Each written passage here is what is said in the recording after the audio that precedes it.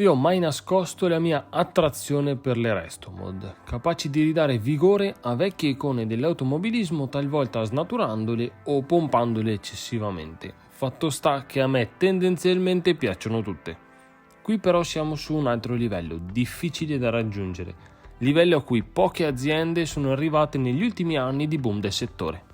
Officine Fioravanti, con sede a Mendrisio, ha messo mano a una stupenda Ferrari Testarossa monospecchio del 1984. Modello tanto delicato quanto iconico, merce rara e difficile su cui operare. Al centro del progetto rimane il meraviglioso 4009 V12 aspirato naturalmente, potenziato da 390 a 510 cavalli a 9000 giri al minuto, 600 Nm in ragione dei soli 490, con una velocità di punta che sale da 290 a 323 km/h. Questi numeri proibitivi nell'84 vengono oggi raggiunti e resi godibili grazie ad un aggiornamento generale della vettura migliorata a 360 gradi. 2 le mappature selezionabili, barre antirollio regolabili in 6 posizioni all'anteriore e 6 al posteriore, ammortizzatori Öhlins regolabili elettronicamente con front lift che le aiuta sui dossi alzandola di 70 mm. Rinnovato anche l'impianto frenante Brembo, l'ABS settabile ora in 12 differenti modalità, con possibilità di disabilitarlo completamente a proprio rischio e pericolo, e il fondo piatto rivisto. Nuovi cerchi monodado differenziati da 17 all'anteriore e da 18 al posteriore, con pneumatici a scelta tra Michelin 4S o Pirelli Trofeo R. A livello stilistico è come mamma Ferrari l'ha fatta 37 anni fa, mantenendo le luci a scomparsa un tempo tanto di moda e poi abbandonate per questioni di sicurezza.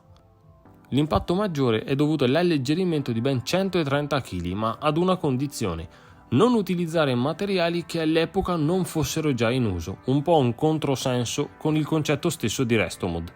Ok mantenerne le linee, ok potenziarla meccanicamente, ma rinunciare a materiali compositi e affini lo trovo un po' limitante. Tantissime resto mod sono realizzate proprio su nuovi principi e processi produttivi. Avrebbe potuto essere ancora più performante e cazzuta. Salendo a bordo si respira a pieni polmoni l'atmosfera anni 80 di questo modello che solo a guardarlo riporta Miami Vice.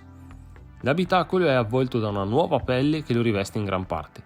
La strumentazione rimane l'analogica veglia Borletti, con pulsanti fisici per finestrini o climatizzatore, così come per il setting di sospensioni e ABS.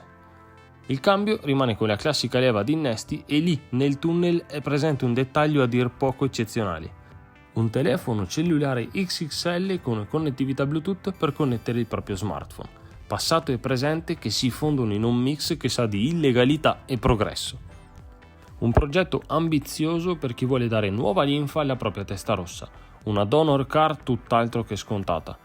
Il prezzo non è stato rilasciato, così come la tiratura prevista. Tuttavia c'è da immaginare un costo minimo di €500.000, rapportandoci ad altri progetti visti di recente.